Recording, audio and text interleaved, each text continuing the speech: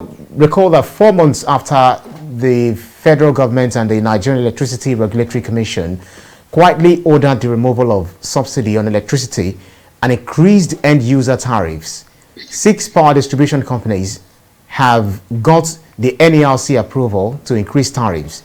This is more difficult times ahead for poor Nigerians, do you think? Yes, and the unfortunate thing is this is coming at a time when we are not enjoying electricity supply. So the last time electricity tariff was raised, it was premised on the possibility of improved electricity supply. The president in September 2020 defended the so-called service-based tariff, arguing that it will guarantee improved electricity supply. You and I know that between September 2020 and now, we have not really experienced improved electricity supply.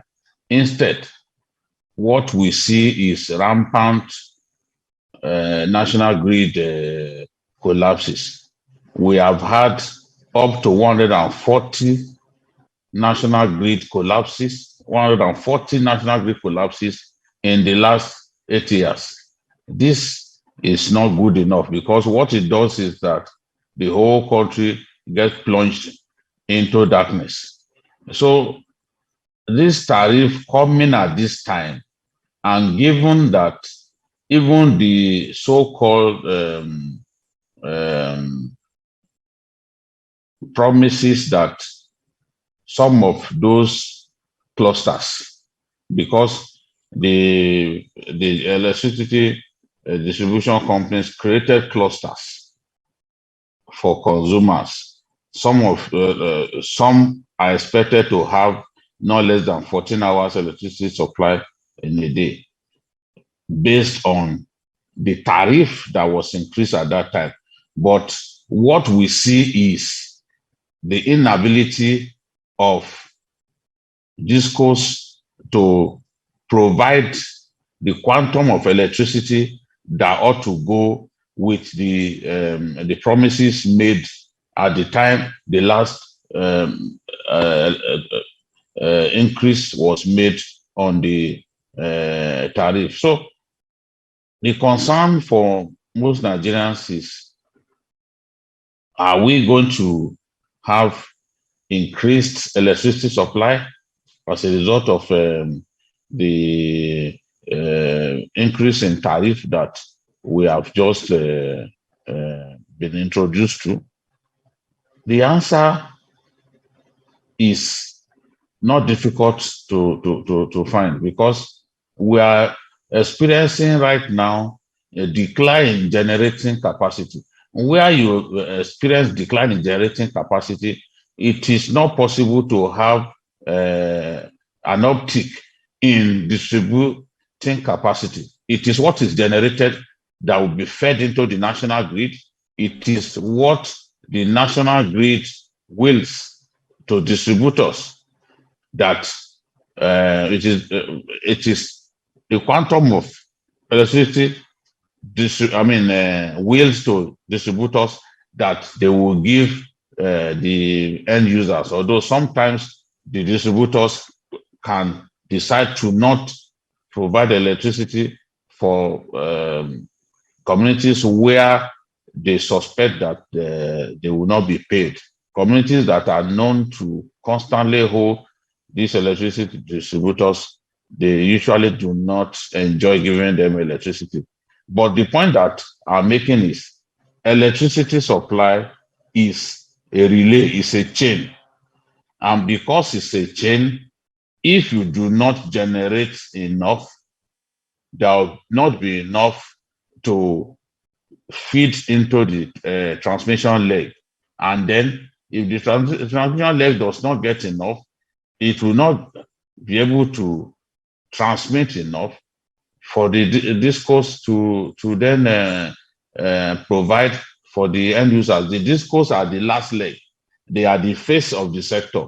That is why, even for the inadequacies that characterizes the entire sector, it is the DisCOs that we attack all the time, because they are the face, they are the ones who interface with the rest of us, they are the ones who take money from us. So they are like the poster boys of the sector. This is the situation that we find ourselves. There are many people who have argued that, given the situation that we find ourselves, that government needs to take a second look at the privatization exercise that was carried out during the Jonathan era. But not many people are convinced that even if the entire privatization exercise was reviewed, reviewed, that it will be the solution to this problem. That the sector is highly capital intensive. We have spent more than 1.5 trillion, $1.5 billion on the transmission leg alone, from donor agencies, World Bank, the African Development Bank. Remember, the man who used to head the transmission company of Nigeria was even a staff of African Development Bank, who was given to Nigeria to help us solve some of the problems that we are facing. But what I'm saying is, yes, there's a need to take a second look at that privatization exercise. But my own argument will be that we should remove any of the investors that are not living up to expectation, because this is a highly capital intensive sector. And if an investor has not got enough funds, they will not be able to invest heavily in the sector in the manner that can bring real change, in a manner that can make positive things happen in that sector. So I will support removing non-performing investors from the sector, whether they are generating companies, whether they are distribution companies. If they are not performing, we should empower the regulators to get them out of business. But if we do not do anything, we just allow the situation to remain the way it is, definitely Nigerians will not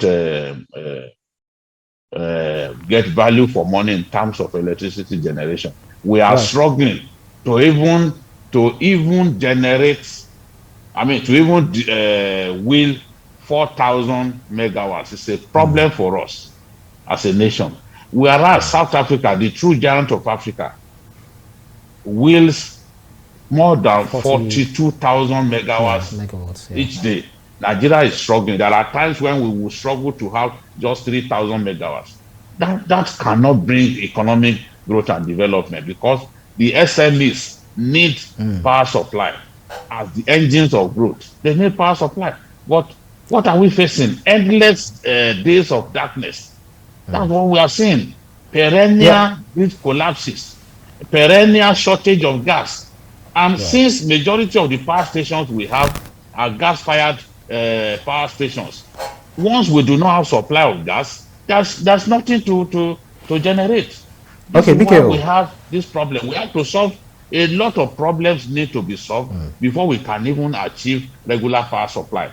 All we are simply doing is taxing people, getting people to pay more. But even when they pay more, we will not be able to provide the requisite services that we promised them. So we need to sit down and solve this problem. Right, just like you said, but this sector may remain a mirage, just like you said, if the government sticks to the current investors. But is it a matter of changing the non-performing investors, or do you see that the reversal of the privatization exercise as the best option? I do not see wholesale reversal of the privatization exercise as the solution. What we need to do is identify investors that are not doing well and replace them. We don't have to do a wholesale reversal of that privatization exercise. In any case, if we try to do that, the penalty fee that we will pay is hefty. At the time we were getting down to do business by way of this privatization, there were some stipulations put in the contract, meaning that if we default, it is not even the Nigerian court that the matter will go before. The matter will go before an arbitration, a court of arbitration, an international court of arbitration, and the fine that will be imposed as a result of default on our side will be hefty. This is why it has been difficult for any of the governments to say, "Oh, we are canceling this whole privatization exercise." No, they would rather look for ways by which they can make improvement to happen. They are not going to think of simply canceling everything because of that penal fee. That penal fee that is stipulated from the beginning. So this is what many Nigerians don't know when they simply say, "Oh, they should cancel this thing." No, it's not as easy as you think. It's not as easy as you think. To cancel it, you must think of the consequences. Are you prepared to pay billions of dollars as a recompense for canceling the transaction? That is what no Nigerian government is ready to do. And that is why we are literally stuck with them. The mistake was made in the beginning. A good number of them didn't even have capacity. Some of them were bankers. They didn't have experience in that sector, but we brought them in all the same. And government has done a lot by way of providing them with funding to help improve their liquidity. But we are still in the dark. Nigerians are still in darkness. So you can increase tariff as much as you want. The problems will remain, because if you cannot do something to improve generating capacity, that will affect the entire value chain. If you cannot do something to improve gas supply, to ensure that gas supply is consistent and it goes to our thermal stations. Egbin, for example, Egbin here is the biggest thermal gas-fired power station in West Africa. But many times they do not have access to gas supply, either because of militants have destroyed pipelines somewhere in the south, or for some other reasons. Sometimes even those DisCOs will be owing the gas suppliers. So if you are owing them, you don't expect them to supply you with gas. So we have all kinds of problems, Brian. We have all kinds of problems. And I know that even after this tariff increase, we will not even have the improvement that we want, because we have not solved the problems militating against consistent and unfailing power supply in our country.